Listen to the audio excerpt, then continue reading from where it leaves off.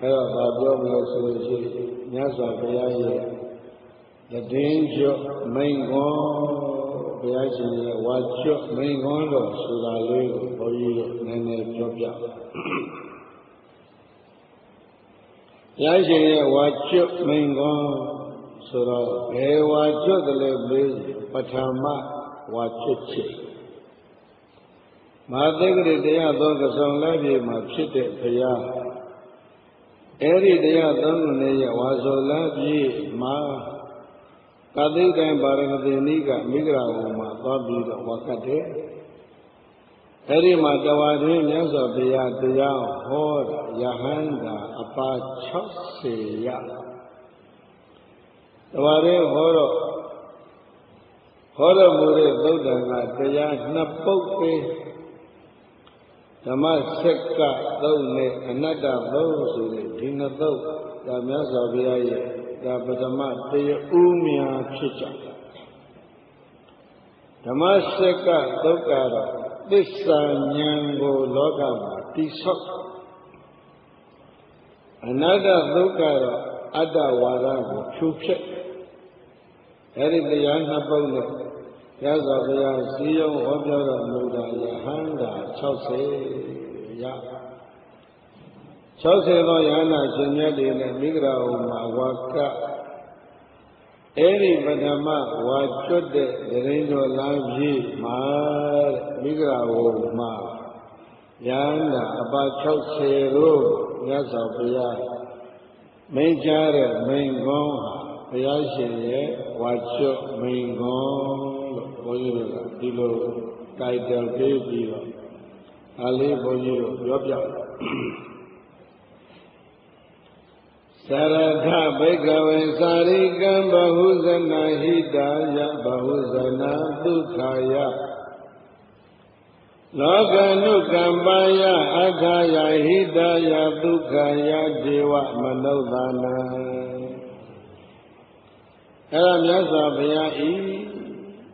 ဝါကျွတ်မိန်ခွန်းနဲ့ဧကဝေယံတော်မြတ်ဥจิตတော်တုံးမေသင်တို့တို့သည်သာရထသာရိကံခရီးလှည့်ကြအဲ့ဒီစကလုံးကကိုပြောနေပြီကဗ္ဗဘာသာရေးသမိုင်းမှာခရီးလှည့်တဲ့သာသနာပြု missionary journey ဆိုတာမြတ်ဗုဒ္ဓကစတင်တည်ထောင်တော်မူတဲ့အခြားဘာသာတွေနောက်မှလိုက်ရသရထဘေကဝေသာရိကံယဟန်တော်ခရီးထွက်ကြကမ္ဘာမှာဘာသာကြီး၄ခုရှိတဲ့အထဲဟိန္ဒူဘာသာကတော့တည်ထောင်သူလေဘယ်သူရဲ့လို့ဖောင်းတာကိုရှာလို့မရဘူးတည်ထောင်တဲ့နေ့တက်ကလေးလည်းပဲရှာလို့မရသူရင်းငါရင်းနဲ့ဖြည်းဖြည်းတိုးတက်လာတဲ့ဘာသာရေး gradually development ဆိုတာအဲ့လိုပုံနာတွေယသိတွေသာဓုတွေယောဂီတွေရေးနဲ့ဥပနိရှဆိုတဲ့ကျမ်းတွေဝေဒဆိုတဲ့ကျမ်းတွေပေါ်လာပြီးတော့ဟိန္ဒူဘာသာအဲ့ဒီဟိန္ဒူဘာသာတွေကတခါခွဲထွက်ပြီးတော့မှဂျိန်းဘာသာအဲ့ဒီဘာသာကြီးနှစ်ခုကဗုဒ္ဓဘာသာထက်ဆိုးတဲ့ဘာသာနှစ်ခုပဲ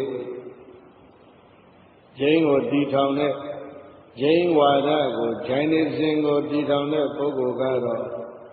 ဘုန်းကြီးတို့ပိဋကမှာရှိတဲ့နိဂန္ဓနာတပုဒ္ဒနောက်တော့ကသူ့ကိုအလွန်အကျူအပြင်းထန်အားထုတ်လွန်းလို့တဲ့ severe austerity ဆိုပြီးတော့အလွန်နှိပ်စက်တဲ့အကျင့်တွေကိုကျင့်လွန်းလို့သူ့ကိုတော့မဟာဝီရလို့နောင်တော့ကနာမည်ပေးသူတို့အယူဆအရကိလေသာမှန်သမျှအောင်မြင်ပြီ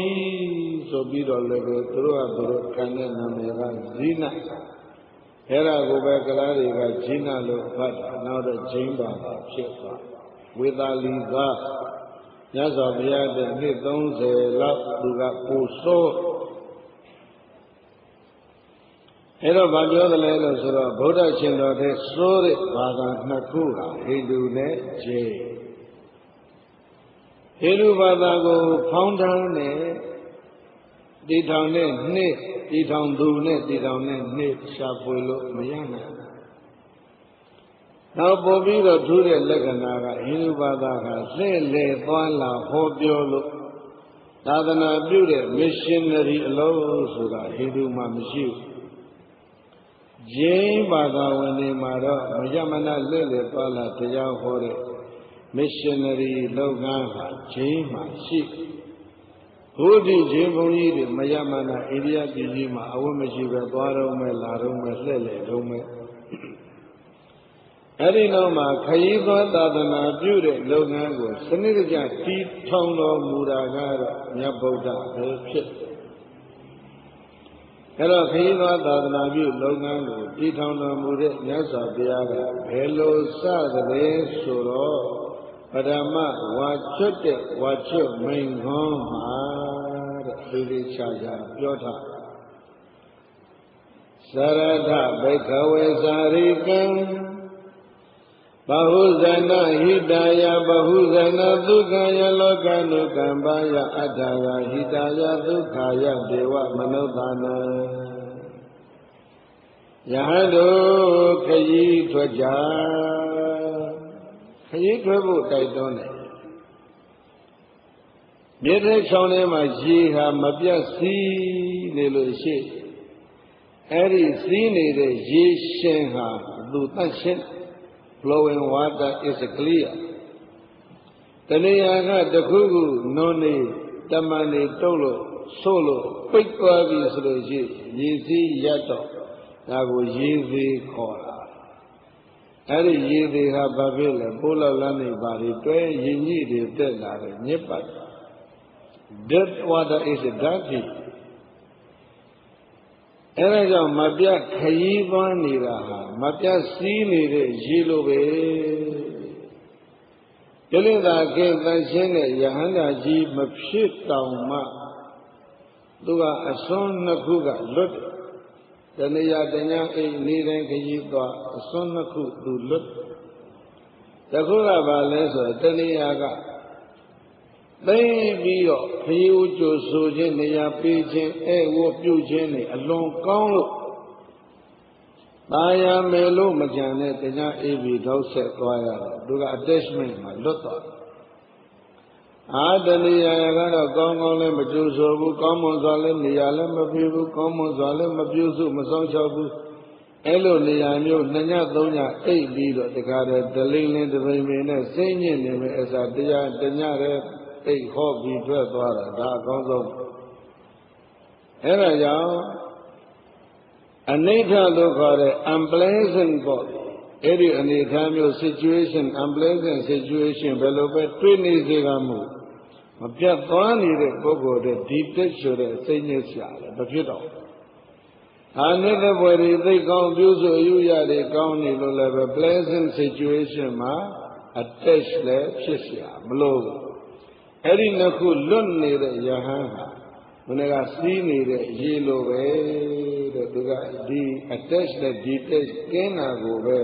ဒါတန့်ရှင်းတယ်လို့ခေါ်ရအဲ့ဒါလောက်ရရင်ကိုမနေဘူး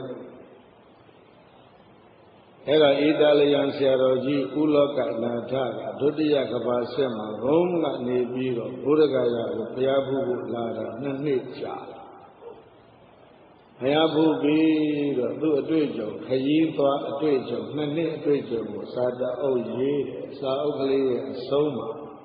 စာလေး2ချောင်းသူကထည့်လိုက်တယ် The water that flowing it's clear စီးနေတဲ့ရေဟာကြည်တယ် The man that going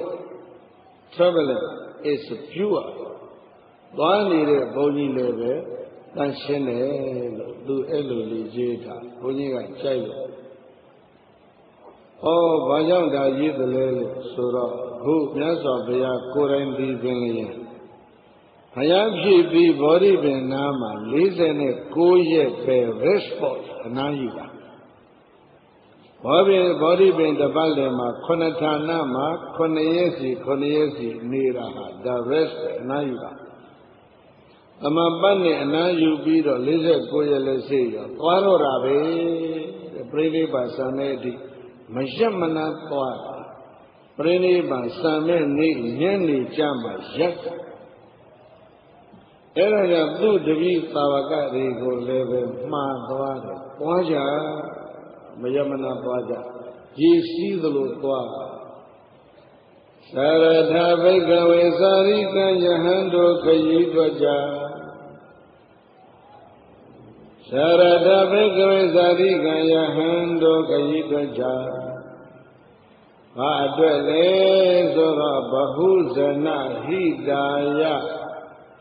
များစွာသောတတ္တဝါတွေအကျိုးဖြစ်ဖို့ခရီးထွက်ကြရွယ်ချက်တော့ပါရမယ်ထီကံလမ်းလျှောက်သွားဖို့တော့မပြောဘူးဘဟုဇနဟိတာယလူအများကျိုးဖြစ်ဖို့သွားကြအကျိုးမဲ့သွားဖို့တော့မဟုတ်ဘူးကိုယ်ကြောင့်သူများဒုက္ခဖြစ်ဖို့လည်းမဟုတ်ကိုယ်ခရီးသွားတဲ့အတွက်ကြောင့်တခြားပုဂ္ဂိုလ်တွေမှာဝန်တို့ဝန်ဘိုးကြီးလည်းပဲမဖြစ်အောင်ဘဟုဇနဒုက္ခယလူအများချမ်းသာစေဖို့ယံသရထသာရိကံခရီးထွက်ကြအများအကျိုးရှိအောင်နဲ့အများချမ်းသာအောင်ခရီးထွက်ကြလောကနုကမ္ပါယအဋ္ဌာယဟိတာယဒုက္ခယဒေဝမနုဿာနံအဩစရာကောင်းတာကမြတ်စွာဘုရားစကလုံးရွေးချယ်ပုံဝိချတိဆောက်ပုံအလွန်ကိုကောင်းတာတခြင်းကြီးအလွန်ကောင်းတဲ့ကြပြာကြီးအလွန်ကောင်းတဲ့တခြင်းဆရာကြပြာဆရာဟာလှပတဲ့စကလုံးလေးတွေနဲ့ကာယံလေးတွေညီးနေအောင်ကြပြာလေးတွေပြီးသလိုပဲအတ္တယဟိတယဒုက္ခယဒေဝမနုဿာနံဒါလေးတွေဟာနတ်ရောလူရောမြမရောအဲ့ဒီနာရှိတဲ့တတ္တဝါတွေအတွက်ပေါ့ဒါလေးတော့ချွင်းချက်ခဲ့ပြောမှဖြစ်ဒီဝါကြော့မင်းကောင်းမှာဒီစလုံးမပါပေမဲ့တခြားနေရာမှာဒီလိုထည့်ပြောထားတာရှိဥပမာယေသောတဝန္တောပမုံသန္တုတတ္တံဒါပြောထားအဲ့ဒါဘယ်နှပြောသလဲလို့ဆိုတော့ဒီခရီးပဲဘုရားရာကနေပြီးတော့မိဂရာဘုံကြွတဲ့လမ်းခရီးဂျိန်းငိုင်းတွေကဘုန်းကြီးတစ်ပါးအဝယ်မရှိဘူးတဲ့အဲ့ဒီဂျိန်းဘုန်းကြီးတစ်ပါးနဲ့မြတ်စွာဘုရားတောအုပ်ထဲမှာဂယာသီတဆိုတဲ့တောအုပ်ထဲမှာတွေ့အဲ့ဒီဂျိန်းဘုန်းကြီးကဘုန်းကြီးတို့ပြိဿကသိပြီးဘယ်သူလဲသိပြီးတဲ့ဆိုမှတရားမှမပြောနိုင်တော့ဘူးသွားရစာမိုးပဲအကုန်ကြတယ်အဘိဓမ္မာစာမိုးပဲဆိုရင်ဘလောက်များချလိုက်မလဲလို့အခုနာမည်တောင်းမှမလားဥပကဆိုတဲ့ဂျိန်းဘုန်းကြီးတစ်ပါးနဲ့ဘုရားနဲ့အတွေ့ဥပကဂျိန်းဘုန်းကြီးကမြတ်စွာဘုရားကိုယ်တော်များကိုမေးခွန်းတွေအများကြီးမေးတယ်အဲ့ဒီအများကြီးသောမေးခွန်းတွေထဲမှာတစ်ခုနှစ်ခုကကိုယ်တော်ကဘယ်သွားပြီးဘာလုပ်မလဲဒါ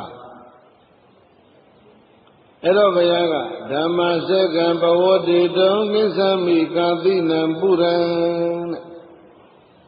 ငါကာတိတိုင်းရဲ့မြို့တော်ဗာရဏသီသွားပြီးတော့ဓမ္မစက်ကိုလှဲ့မယ်လို့ဒါပြောအမင်းနဲ့အဖြေမှာအန္တိဗုဒ္ဓသမိန်လောကသမိန်အာဟိသံအမတဒုံဒုဘေအကံကဘာမှာငါမျက်လုံးသွားပေးမလို့ဒါပြောလိုက်အဲ့တော့ဟိုလူကြီးကကိုတော်လုံးဘုန်းကြီးကြီးဂျင်းဘုန်းကြီးကြီးကခြေစုံကောင်းဆုံးတစ်ခုလုံးကြည့်ပြီးတော့ကိုတော်ပြောတာဒီလူတွေနားလည်ပါမလားပေါ့အဲ့တော့ဘုရားကအပါရုဒ္ဓသေသံအမတတ္တဒွါရာယေသောတဝန္တောပမုံသန္တုတတ္ထံတဲ့အပါရုဒ္ဓသေသံအမတတ္တဒွါရာ I open the gateway to the Nibbana. ငါနိဗ္ဗာန်တကားကိုဖွင့်လိုက်ပြီအပ္ပရုဒ္ဒတေသံအမတတ္တဒွါရနိဗ္ဗာန်တကားဖွင့်လိုက်နောက်တစ်လုံးကြမှာဒါချင်းချက်ယေသောတဝံတောပမောစန္တုတတ္တံနာရှိတဲ့လူတွေနားထောင်ကြပြီးတော့ဒါထိပါငါတော့အမတစီရိုက်တော့မှာပဲတဲ့အမတစီအမျက်စီကိုငါထုတော့မယ်နာရှိတဲ့လူတွေကြားကြမစီတော့ဒါပြောလိုက်ဆိုတော့နာမရှိတဲ့လူမကြားဘူးပေါ့ကိုပြီးတော့မှဓမ္မယုံကြီးထဲမှာအလုံးနာပါရဲ့လားလို့မမေးပါနောက်ဖြစ်စီကအေးရတော့လူတိုင်းရှိတာပေါ့နော်အရေးကြီးတာကတော့the ear of wisdom ဒါအရေးကြီးအတန်ကြားယုံနဲ့တရားနာတယ်လို့ဒါမခေါ်နိုင်ဓမ္မဆိုတာဘာလဲလို့သိသွားဖို့နဲ့အဲ့ဒီအပြီးကိုဆောင်သွားဖို့ဆောင်ပြီးရင်ကိုယ်နှုတ်စိတ်နဲ့တစ်ထက်တည်းဖြစ်အောင်ဒါကျင့်သုံးဖို့ဒါကအရေးကြီးတာကြားသားပဲဘာကြားတာအတန်ကြားတာဆိုအဲ့ဒါနှစ်ပင်ပဲအဲ့ဒါကြောင့်အပ္ပရုဒ္ဒတေသံအမတ္တတ္တဝါရာငါအခန်းကဘာမှာညာမျက်လုံးပေးမယ်အပင်ကဘာမှာငါသည်ဓမ္မစီကိုရိုက်မျက်လုံးရှိတဲ့လူတွေမြင်ကြပါစေတော့နားရှိတဲ့လူတွေကြားပါစေတော့လို့ဒီလိုပြောသွားတယ်အဲဒါကြောင့်အလုံးမျက်လုံးလည်းရှိဖို့လိုတယ်နားလည်းရှိဖို့လိုတယ် physical eye physical ear ကဒါတကယ်မဟုတ်တကယ်မျက်လုံးတကယ်နားကဉာဏ်ပဲအဲဒါကြောင့်အလုံးပဲဟဲ့လားနားလည်းပဲစွန့်ထားမျက်လုံးလည်းဖွင့်ထားမြတ်ဗုဒ္ဓကဝါကျွတ်ချိန်မှာခုဘာလုပ်ပြီးလဲအမတစီကိုတီးပြီးနာရှိသူတို့ကြားတော့မယ်မြတ်ဗုဒ္ဓကနိဗ္ဗာန်လမ်းကိုပြပြီးဖွင့်ပြီးတဲ့မျက်လုံးရှိတဲ့လူတွေအဲ့ဒီလမ်းပေါ်ကိုရှောင်နိုင်ကြလိမ့်မယ်အကံကဘာမှာနိဗ္ဗာန်လမ်းကိုပြဟောအပင်ကဘာမှာဗါရဲလေအမတစီကိုထုအဲ့ဒီအကျိုးနှစ်ပါးအတွက်သရတဘိကဝေသာရိကံယဟန်တို့ခရီးတွက်ကြဘဟုဇနာဟိတယလူများစွာကျိုးဖြစ်ဖို့မျက်လုံးရှိတဲ့နားရှိတဲ့လူတွေကျိုးဖြစ်မယ်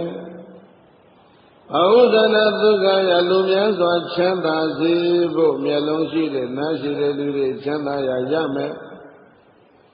လောကံတို့ကံပါယတဲ့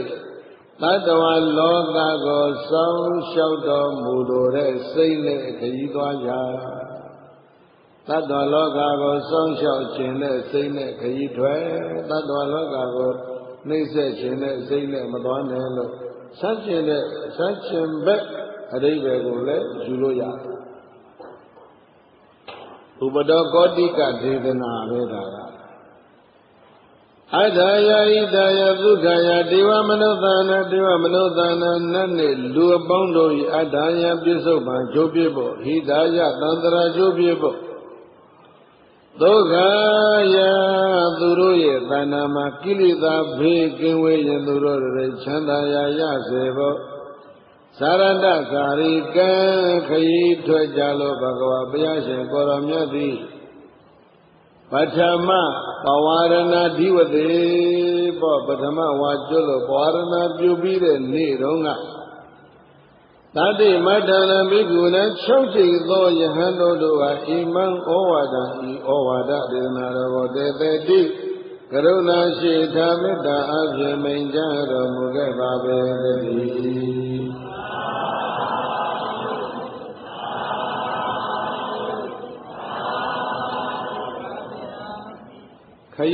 တည်း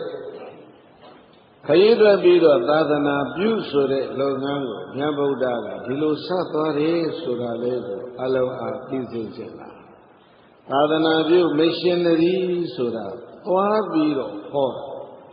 ထိုင်ပြီးတော့ဟောတာကအလွန်နည်းထိုင်ဆိုတော့ကြောင်းထိုင်ပေါ့လေအဲ့တော့ကြောင်းထိုင်ကြဟိဆိုတဲ့စာကတော့ဘုန်းကြီးရှာတော့ပဲမတွေ့သေးဘူးသွားကြဆိုတဲ့စာကတော့သေသေးချာချာတွေ့ထားတယ်အဲ့ဒါကြောင့်ဒီကနေ့စထွက်လာတာမနေ့ကမှကြံခင်းသွားတယ်အဲ့တော့သွားတော့ခုနကအကျိုးရှိအောင်သွားဆိုတဲ့နေရာမှာဘာလုံးမှကျိုးရှိမလဲဆိုတော့နောက်တစ်ပတ်ဒေသေတာဘိကဝေဓမ္မံဘိကဝေဟံတော်မြတ်ဩจิตတောတတတတပရိသေရောက်ရယတ္တိမှာဓမ္မံဓမ္မကိုဒေသေတာဟောကြားရောက်တဲ့နေရာမှာဓမ္မကိုဟောသိက္ခာရေရောက်တဲ့နေရာဘာသွားဟောမယ်အဲ့ဒါဆိုရင်ပြောင်းမြန်လှန်သေးပဲအဓမ္မတွေသွားမပြောနဲ့လို့ဒီအိဗယ်လည်းပဲယူနိုင်တာမယူခြင်းလည်းနေပေါ့လေဓမ္မကိုဒေသိထဟောကြားဟောတာရှင်တော်ရဲ့45နှစ်လုံးပြောသွားတာဘာတွေပဲပြောအကုန်လုံးဟာဒီလှပတဲ့စကားလုံးလေးတွေမှာအလုံးဝလင်မယားနှစ်ယောက်ဘယ်လိုနေကြထိုင်ကြဆိုတာလဲဓမ္မဆရာတပည့်ဘယ်လိုကျင့်သုံးကြဆိုတဲ့ဆရာကျင့်ဝတ်တပည့်ကျင့်ဝတ်တွေဒါတွေလဲဓမ္မဟေးသတ္တဝါတွေဟာကွာသိပြီးသိကြောက်တာကွာတတ်တဲ့လူလည်းသိပြီးကြောက်တာအသက်ခံရတဲ့လူလည်းသိပြီးကြောက်တာအဲ့ဒါကြောင့်ကြောက်နေတဲ့လူတယောက်ကကြောက်နေတဲ့လူတယောက်ကိုမတတ်တဲ့လူလည်းသိပြီးကြောက်တာ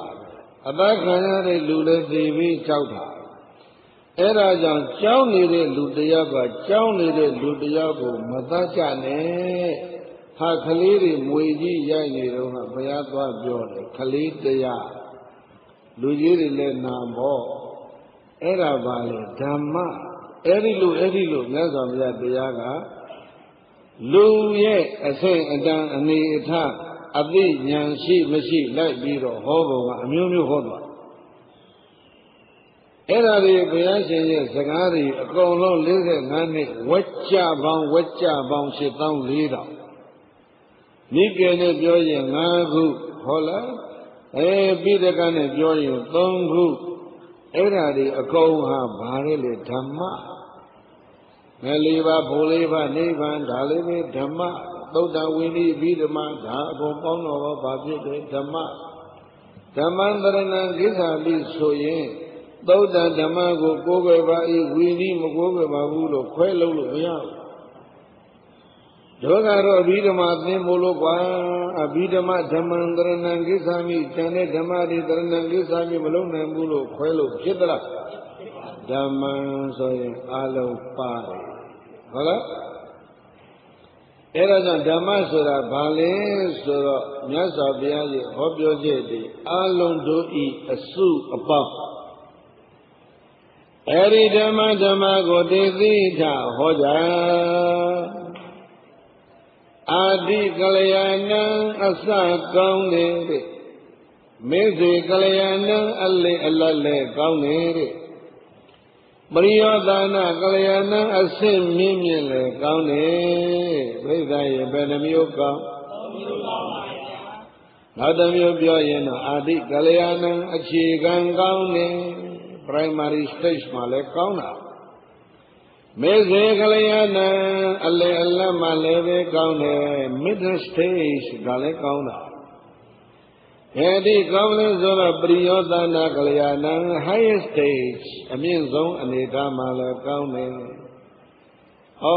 အကောင်း3ပါးကို stage ကိုအဆင့်ကိုကြည့်ပြီးတော့အဲ့ဒါကိုကျင့်ရုံပဲအစအလယ်ဆုံး3ချက်စုံကောင်းအဲ့ဒီတော့ဘုန်းကြီးတို့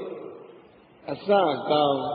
အဲ့ဒါကိုစကလုံးကြောင်းပြောတော့အခြေခံကောင်းဆိုတာဘာလဲဆိုတော့သီလ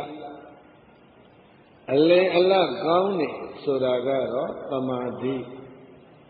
အစင်းမြင့်မြင့်ထိတ်တန်းကြကြကောင်းသွားတာကတော့ဘာလဲပညာ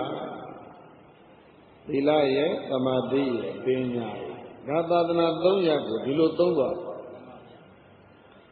အာဒီကလျာဏံအခြေခံကြကြကောင်းတဲ့သီလမေဇေကလျာဏံအလယ်အလတ်ကောင်းတဲ့သမာဓိမရိယသာနာကလျာဏံအစင်းမြင်မြင်ကောင်းတဲ့ပညာအဲဒီကောင်းခြင်း3ပါးနဲ့ပြည့်စုံတဲ့ကောင်းခြင်းဘယ်နှပါကလျာဏ3ပါးအကောင်း3ပါးနဲ့ပြည့်စုံတဲ့ဓမ္မံဓမ္မကိုတတတတပရိသေရောက်ရယတ္တိမှာသေသေးတာဟောကြားလို့ဘဂဝါဘုရားရှင်သည်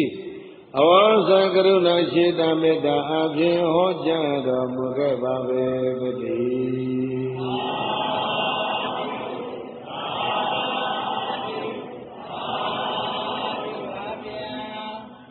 သေတကြီးရေကုန်ရွှေမြို့တော်ဘုန်းကြီးတို့မကြမကြပြောထားတယ်သီလဆိုတာဘာများလဲလို့ဆိုရင်ခက်သိပြီးတော့စဉ်းစားမနေနဲ့စိတ်ကမ်းပါပဲကာယကံပြစ်မှုဝစီကံပြစ်မှုဟာတမျိုးပြောတော့ကာယကံလွန်ကျူးမှုနဲ့ဝစီကံလွန်ကျူးမှု morally commitment and verbally commitment အဲ့ဒီနှစ်ခုကို control ထိန်းတဲ့ discipline စိတ်ကမ်းတာဒါသီလreligion ကအဲ့ဒါမဟုတ်ဘူး religion က believe လုပ်ဖို့ worship လုပ်ဖို့ prayer လုပ်ဖို့အဲ့ဒါက religion ဒီစိတ်ကံက believe in discipline ဆိုတော့ဘာဖြစ်ဘာဆိုသီလကိုကျွန်တော်ယုံကြည်ပါ၏ကိုးကွယ်ပါ၏ဘာဖြစ်ဘာဖြစ်အဲ့ဒီစိတ်ကံကိုလိုင်းနာမှဒါလူကောင်းဖြစ်လာမှာကိုခရိယာလည်းခရိယာကောင်းတယောက်ဖြစ်လာမယ်အစ္စလာမ်လည်းအစ္စလာမ်ကောင်းတယောက်ဖြစ်လာမယ်ဗုဒ္ဓဘာသာဝင်လည်း Buddhist ကောင်းတယောက်ဖြစ်လာ Even a non-Buddhist free thinker they must follow this discipline လောလသာတွေးဘယ်ဘာသာရေးမှမယုံကြည်ဘူးဆိုတဲ့လူလည်းစီကံတော့ရှိရမှာလို့အဲ့ဒါကြောင့်သီလဆိုတာအလုံးနားလည်ဖို့က universal discipline အလုံးချစ်ပြည့်တဲ့ကမ္ဘာလူသားအလုံးလိုက်နာကောင်းသောစီကံကိုမြတ်စွာဘုရားကဒီမှာချမှတ်ပေးထားခဲ့တာဗုဒ္ဓရဲ့ဝါဟာရနဲ့ကတော့ဒါကိုသီလလို့ဒီလိုခေါ်အဲ့ဒီစီကံကိုထိန်းနိုင်တဲ့ပုဂ္ဂိုလ်ဒီကာယကံပြစ်မှုကင်းပြီးတော့ဝစီကံပြစ်မှုကင်းပြီးတော့ good person လူကောင်းတွေအလုံးဖြစ်လာကြအဲ့ဒါကိုဘုန်းကြီးတို့ပြိဿကြီးဓမ္မံအာတိကလျာဏံဓမ္မံအစကောင်းနေတဲ့ဗဓမ္မလဲသီလဆိုတဲ့ဒီဓမ္မကိုဒေသေးတလူတကာ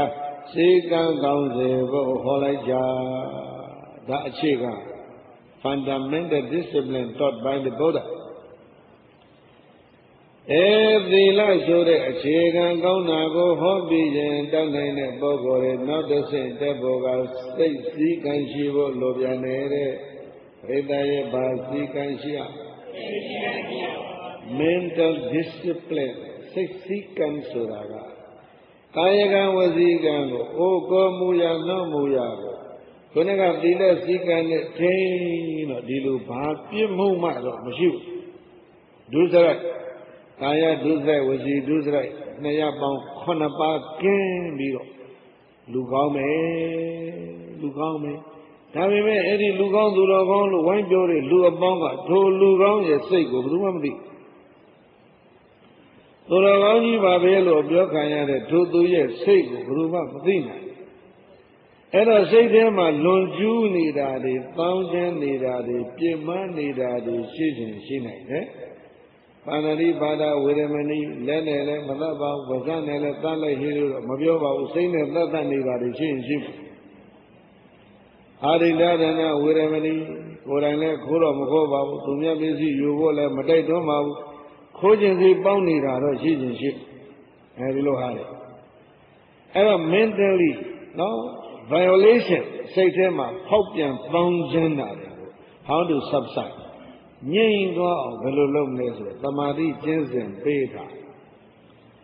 အဲ့ဒါကို I believe in သမာဓိ I worship the သမာဓိကျွန်တော်သမာဓိကိုယုံကြည်ပါ၏သမာဓိကိုးကွယ်ပါ၏ဘာဖြစ်ဘာမှမဖြစ်အဲ့ဒါကြောင့် ဗုဒ္ဓရှင်ရဲ့ဓမ္မဟာ belief system မျိုး worship system မျိုးမဟုတ်ဘူးတဲ့ prayer system မျိုးလည်းမဟုတ်သူကဘာလဲဆို realistic practical way တကယ်အရှိအတိုင်းကိုယ်နဲ့နှုတ်နဲ့စိတ်နဲ့ထိပြီးတော့ကျင့်ရတဲ့နည်းမျိုးကို realistic practical way ရှိတဲ့သဘာဝအဲဒါကြောင့်ဒီကိုယ်နှုတ်ကိုလွန်ကျူးမှုတွေဘာမှရောက်မလာအောင်ထိန်းပေးတာကသီလသိဖို့တော်စိတ်ကနှစ်ကတော့စိတ်လွန်ကျူးမှုစိတ်ပြင်းမှန်းမှုစိတ်ပေါင်းခြင်းမှုမှန်သမျှကိုထိန်းပေးရမှာကသမာဓိဒီဟုသောစိတ်စည်းကံအဲ့ဒါအလေအလတ်ကောင်းတာမေဇေကလျာဏဆိုတာသမာဓိမေဇေကလျာဏအလေအလတ်ကောင်းတဲ့ဓမ္မသမာဓိဓမ္မကိုလည်းပဲသေသေးထဟောကြစိတ်ကိုထိန်းပြီးတော့ဖြောင်းပြောင်းလေးထားနိုင်တော့ဒီပုဂ္ဂိုလ်ဘာဖြစ်လာသလဲဆို right person ဘာယကဝစီကအပြည့်ကင်းတော့ good လောက်ပဲရစိတ်ဖြောင်းလာပြီဆိုတော့ဘာဖြစ် right ဖြောင်းမှတ်တဲ့လူကောင်းတစ်ယောက်တရားနိလန်းကျသမာသမတ်ရှိတဲ့လူတစ်ယောက်ဆိုတာသမာဓိသမာပြောနောက်တစ်မျိုးကြည့်အောင်မယ်ဆိုလို့ရှိရင်သီလဆိုတဲ့ကျင့်စဉ်ကကိုယ်လုံးဘောကဒုစရိုက်တွေကိုဖယ်ပစ်သမာဓိကျင့်စဉ်ကတော့တဲ့စိတ်ပေါ်မှာလွှမ်းတဲ့နိဝရဏတွေကိုဖယ်ပစ်အဲ့ဒါဘုရားသခင်ဖယ်လို့မရတာကိုသမာဓိကဖယ်တယ်ဘုရားသခင်တဲ့စွမ်းတာဟာဒီသမာဓိနောက်တစ်မျိုးပြောမယ်ဆိုရင်ပရိယောသနာကလျာဏအဆုံးတိုင်းကောင်းတဲ့ပညာအဆုံးတိုင်းကောင်းတာအမြင့်ဆုံးကောင်းတာပြိဿရေပါတယ်လေပညာပဆိုတာကတော့အသေးစိတ်တိတိကျကျညာဆိုတာကတော့သိတာနားလေဒီစလုံးအဓိပ္ပာယ်ကဒါပါပဲ precisely comprehend understand them in detail ငါပါလဲအဲ့ဒါအရင်သိဖို့သိလို့လား self concept ပေါ့ငါဆိုတဲ့အမှတ်ပညာကိုမဖယ်နိုင်သေးလို့ရှိရင်နောက်တက်လာမှာကငါဥစ္စာဆိုတာတက်လာအဲဒီလိုရှိတာအဲ့ဒါကြောင့်ပညာဆိုတာကိုယ်ကိုကောင်းကောင်းကြီးနားလည်ဖို့ရှိဥစွာအရေးကြီးတယ်ဒါလေးနဲ့တဲ့အပိုင်းပဲအဲ့ဒီပညာကျင့်စဉ်ကိုတကယ်ကျင့်ကြပြီဆိုလို့ရှိရင်သူကဘာစွမ်းတယ်လဲလို့ဆိုတော့နှလုံးသားမှာစွဲ၍နေတော့အနုတ္ယအညစ်အကြေးဘာအညစ်အကြေးမိဘကံထဲမှာဒကမကြီးတွေသမင်းအိုဟင်းအိုကြောင်မှာသမင်းအိုဟင်းအိုမတဲ့ချတဲ့အခါသမင်းအိုကိုခုပြီးတော့ဟင်းအိုကိုခုပြီးတော့ကင်တဲ့အဝတ်ကလေးရှိတယ်ဒီနေ့တော့မိဘကြောင့်အဲ့ဒါရှိသေးလားမသိဘူးရှင်းတော့ကတော့အဲ့ဒီအဝတ်ကိုလက်ခုလို့ခေါ်တာသမင်းအိုလည်းကင်ဟင်းအိုလည်းကင်ရှံကြနေတဲ့သမင်းရီဘွက်တွေရှံကြနေတဲ့စီဘွက်တွေကင်သမင်းအိုနှခမ်းဟင်းအိုနှခမ်းဒါနဲ့တော့တခါမှမလျှော်ဘူးအဲ့ဒါလိုအဝတ်အထည်မျိုးကိုလျှော်ဖို့ဖုတ်ဖို့တော်တော်ခက်တယ်ဘာဖြစ်လဲအထဲမှာစိတ်ပြီးတော့စွဲနေအစမတင်သန္တရာတစ်ခွင်လုံးကနှလုံးသားထဲမှာစိတ်ပြီးစွဲနေတဲ့ကိလေသာကိုအနုတ္တယခေါ်တယ်ဟိုလက်ခုနဲ့တူတယ်အဲ့ဒီလက်ခုနဲ့တူတဲ့အနုတ္တယကိလေသာကိုချွတ်ဖို့ဆိုလို့ရှိရင်သီလနဲ့မရဘူးသီလကကာယကံဝစီကံပေါ်မှာပဲရှိတယ်သမာဓိနဲ့လည်းမရတော့ဘူးသမာဓိက upper level of the mind နဲ့စိတ်အပေါ်မှာပဲရှိဘာနဲ့မှရတယ်လဲဆိုတော့ပညာနဲ့မှရတယ်ပညာကအထက်ကိုနှိုက်ပြီးတော့သူက penetrated wisdom ဆိုတော့အတဲကိုနှိုက်ကြည့်တော့ဟိုအတဲကဘာဖြစ်လဲကြီးတွေကျွတ်ထွက်သွားအဲဒါကြောင့်သီလကျင့်စဉ်ဖြင့်ကာယကံဝစီကံညီကြီးကိုကင်းရှင်းစေလို့ဘ ပါမာတိကျင့်စဉ်ဖြင့်မနောကပေါ်ရန်ညစ်ကြီးတွေဟောကင်းရှင်းစေလို့ပညာကျင့်စဉ်ဖြင့်တော့မှခန္ဓာရဲ့နှိုက်ပြီးတော့ငါးပါးကောင်းလဲဆိုတာကိုကြည့်လိုက်တဲ့အခါကျတော့ဘာတွေထွက်သွားလဲအနုတ္တယ9ပါးဆိုတဲ့လက်ခုမှကြီးတွေဆွဲသလိုဆွဲနေတဲ့သံဃာတစ်ချောင်းလုံးစိတ်အစဉ်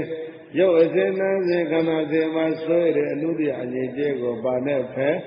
ပညာနဲ့ဖဲတဲ့အစစ်စဉ်အဲ့ဒါကြောင့်မြတ်ဗုဒ္ဓရဲ့ဓမ္မဟာ systematically teaching နော်စနစ်တကျသင်ထားကျုံသလိုလျှောက်ပြောသွားတာမဟုတ်ဘူးတဲ့လူသားတွေရဲ့အဆင့်ကိုလိုက်ပြီးတော့ဒီလူတော့ဒီလောက်ပဲတော်တယ်ကလေးတွေဟောတာကြည့်လေကလေးတွေမွေကြီးရိုက်နေတော့ဟေးကလေးတို့မင်းတို့ဘာလုပ်ကြမွေဟောင်းခရကြိုက်ရသေးမှာမင်းတို့ကိုဒုံးနဲ့ဝိုင်းရိုက်နေတော့မွေဟောင်းကြီးကပပင်းထောင်နေတာဘာဖြစ်လို့လဲဒီကောင်သူ့အရိုက်ခံရမှာကြောက်လို့ဘုရားဟေးသဗ္ဗေတသန္တိဒန္တတာ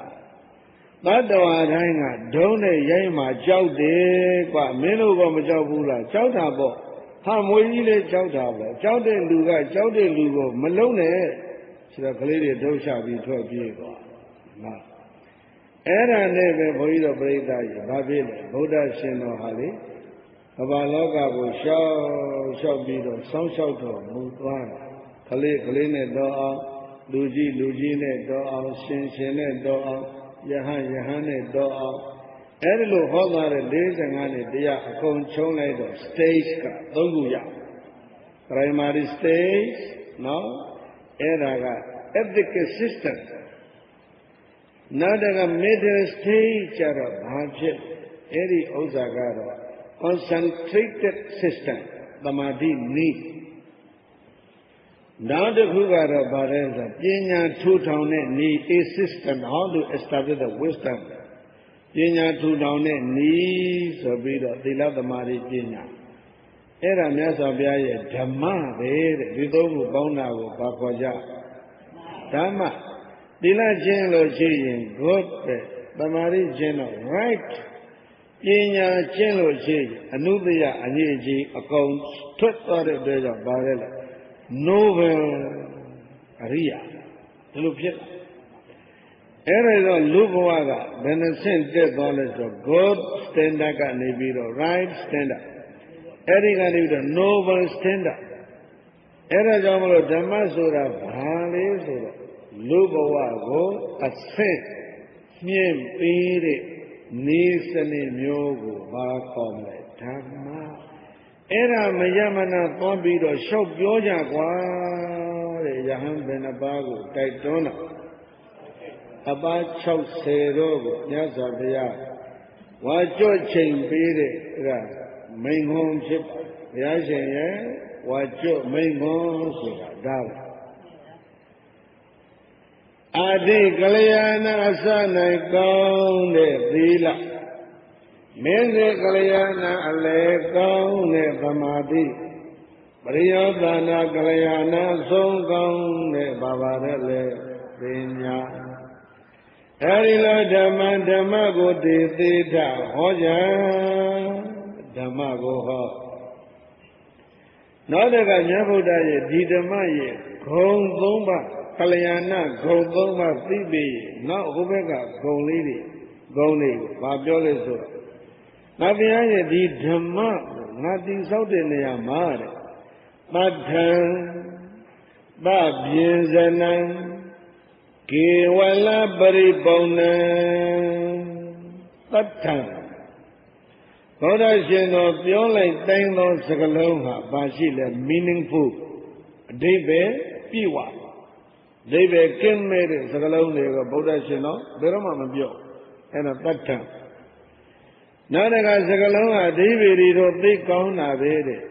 ဝဲကြတွေကတိဆောက်ပုံတွေကဖယိုဖယဲကြီးလားလို့ဆိုတော့မဟုတ်ဘူးတဲ့သဗျင်ဇနံပုပ္ပဝဲကြတိဆောက်ပုံလည်းပဲစနစ်တကျနော်အဲ့ဒါမြတ်ဗုဒ္ဓရဲ့ဓမ္မဂုံဖြစ်ခုနကစလုံးလေးတွေနားထောင်ကြည့်လိုက်ရင်ရှင်းနေစ Sarada Bhagave Sarikam Bahuzana Hidaya Bahuzana Dukhaya Lokanukambaya Adhaya Hidaya Dukhaya Deva Manodana.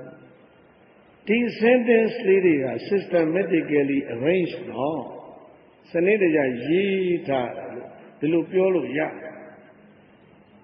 Oh, Gavya, though the Chendo, Asakoni Luriga, Salon Lala Lady, Kayan Lady, Ni Biro, Adane Lady, Yita the Lube Adaya Hidaya Dugaya Deva Manodana Irama. Deveda Bhagave Dhamman Adi Kalayana, Mizi Kalayana, Priyodana Kalayana, Tadamba Jinsana, Kevala Paripona, Kayangunina. Era Bhaya, Era Bagonelu Mayan, Dukata Gonore, Pagonore, Dukata Sudaga, Enelo Zakalon Lala, Adeve Pivi.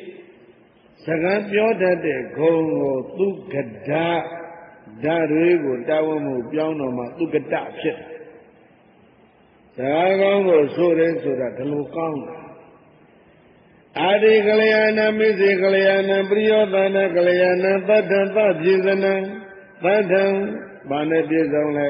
Adeve Bizone Tabizana Pupa Waja Ti Sopon the Kaune Naba Kaunile Kevala Paripona Kevala Paripona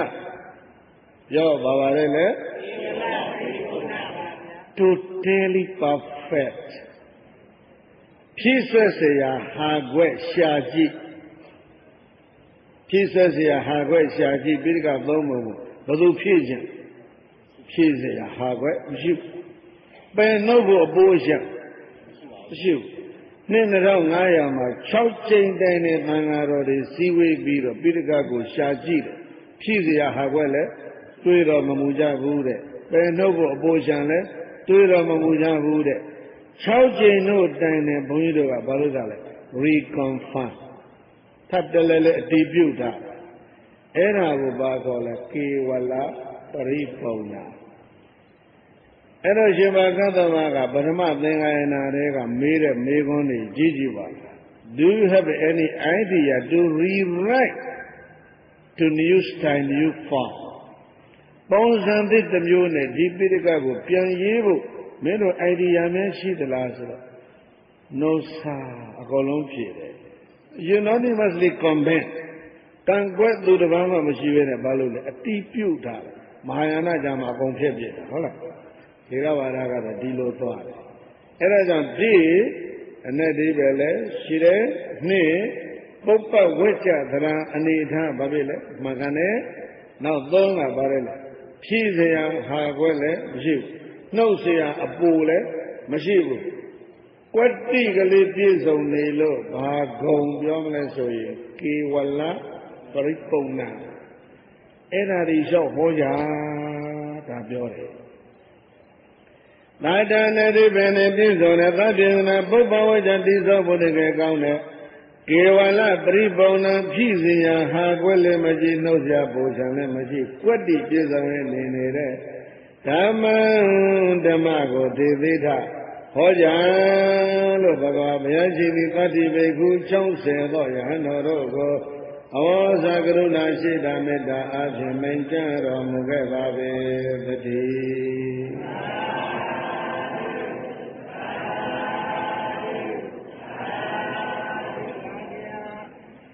Now they got a violet, so you be a jingle, watch your main on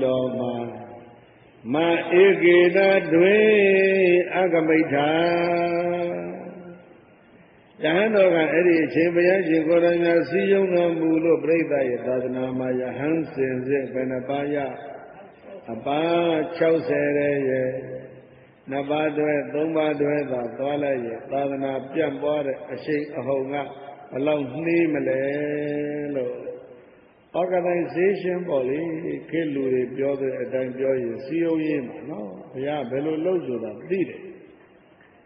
တပါးစီသွားတဲ့နှစ်ပါးတွဲပြီးတော့မသွားနဲ့တပါးစီသွားဆိုတော့ကိုရောမြတ်အပါဝင်ဆိုရင်60ပါး60ပါးက60ခရီးထွက်လိုက်ရင်ရွာ60ရွာကိုတပြိုင်တည်းရောက်မြို့60မြို့ကိုတပြိုင်တည်းရောက်နှစ်ပါးတည်းသွားရင်အဲ့ဒါတဝက်ပဲရောက်သုံးပါးတည်းသွားရင်သုံးပုံတစ်ပုံပဲရောက်ဒီလိုဖြစ်အဲ့တော့သက်တမ်းကတိုးတယ်နှစ်တရာအတွင်းမှာသိကြမှာမှန်လားရာကျော်မှာဒီဘုန်းကြီးပဲရှိတယ်မြတ်စွာဘုရားဘယ်လောက်မှသိသွားအာဘုန်းကြီးတို့ပြိတ္တာရဲ့သက်တိုးတဲ့ခေတ်မြန်လို့ဒါအဲ့ဒါကြောင့်မင်းတို့တပတ်တစ်ခရီးသွားနှစ်ပတ်တွဲမသွားနဲ့သာသနာပြန့်ပွားတဲ့အရှိန်အဟုန်ကိုခက်ချင်းသွားကြရမှာဒီလိုအဲ့ဒါနှစ်ပါးတွဲမသွားနဲ့ဆိုအတွေ့တစ်မျိုးချော်ပြီးတော့ဘုန်းကြီးတွေရံဖြစ်မှဆိုလို့မတွဲခိုင်းတာလို့ဒီလိုတော့မအောင်မယ်နော်ယဟန္တာဘယ်တော့မှရံမဖြစ်ဘူးပုထုဇဉ်မှာဖြစ်ချင်ချက်ဘာဧကေနာတွေ့အဂမိဋ္ဌာဘေကဝေယံတော်မြတ်ဩရှိသောတုံမေသိနုတတွေသည်ဧကေနမေကေနခရီးတစ်ခုမှာတွေ့နှစ်ပါးတွဲပြီးတော့မာဂမိဋ္ဌမသွားကြနဲ့တခရီးကိုတစ်ပါးစီကြွကြငါဘုရားရှင်ကိုရောမြတ်ခုဘုရားဖြစ်တာသက်တော်30နဲ့ပြိဿာရေ9နှစ်မှဖြစ်တဲ့တဝါရပြီးပြီဆိုရင်သက်တော်36ထဲမှာဝင်ပြီဟုတ်လားဘုရားရှင်ကိုရောမြတ်ဒီဓမ္မဖြတ်ဖို့ရအချိန်ကဘဝတဝက်ကျိုးလူမှမစရတာမဟုတ်လားအဲ့ဒါကြောင့်သရတဘိက္ခွေသာရိကယဟန်တို့ခရီးထွက်ဒေသေထဓမ္မရောက်တဲ့နေရာမှာဓမ္မကိုဟောမဧကေနာတုဤအာဂမိတာတခရီးကိုနှစ်ပါးတွဲလို့မသွားနဲ့တပါးစီခွဲပြီးတော့သွားကြလို့ဘဂဝါဘုံ6ပါးသခင်ဘုရားရှင်ကိုရောမြတ်ကတတ္တိဘေကု60သောရဟန်းတော်သံဃာတော်တို့ကိုဧမဩဝါဒဤဝါကျွတ်မိန်ကွန်းဆိုတဲ့ဓမ္မဒုတမိန်ကွန်းတော်ကိုသေတိကရုဏာရှိရှုမိန်ကြတော်မူခဲ့ပါပေတည်း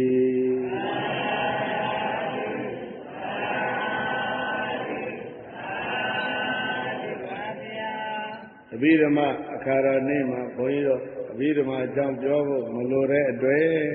ဝါကျွတ်ချိန်ဖြစ်တဲ့အတွက်ကြောင့်ဝါကျွတ်ရသော်ဘုရားရှင်ရဲ့ဝါကျွတ်မိန်ခွန်းဆိုတဲ့စကားဖြင့်ရန်ကုန်ရှင်မြို့တော်ကိုနှုတ်ဆက်ပါတယ်အာလုံးတော်ကောင်းဒီဓမ္မကိုနဲ့တစ်ထပ်ထီးပေါ့ဒီလားကကိုနှုတ်ပေါ်မှာသမာဓိကစိတ်ပေါ်မှာပညာကစိတ်သေးရုပ်သေးနံသေးမှာဟောဘာသာရေးဆိုတဲ့ဥစ္စာတွေကတော့အကုန်လုံးဘုရားသခင်မှာရည်သွားစုမြတ်ဗုဒ္ဓဟောတဲ့ဓမ္မကတော့လူမှာပဲလာစုအဲ့ဒါကြောင့်ဓမ္မကလူသာပဓာနတရား religion ဆိုတာကတော့ဂောသာပဓာနတရားလို့ဓမ္မနဲ့ religion ချမ်းသာမှုကောင်းစွာသိပြီးတော့ဒီဓမ္မမိမိတို့ကိုယ်နှုတ်စိတ်သုံးပါးတစ်ထပ်ထဲနေအောင်ကျင့်သုံးနိုင်ကြပါစေကိုယ်နှုတ်စိတ်သုံးပါးနဲ့တစ်ထပ်ထဲနေအောင်ကျင့်သုံးနိုင်တဲ့ဖြင့်သီလကျင့်စဉ်ဖြင့်မိမိရဲ့ဘဝကို God ဆိုတဲ့အစစ်သမာဓိကျင့်စဉ်ဖြင့် right ဆိုတဲ့အစစ်ပညာကျင့်စဉ်ဖြင့် noble အစစ်ရောက်အောင်အစစ်စစ်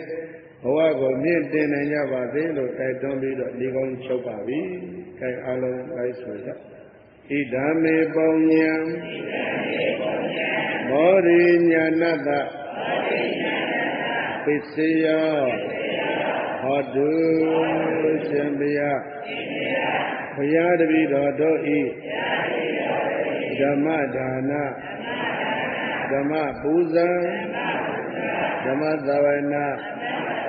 ဓမ္မဒေသနာဤကောင်းမှုသည်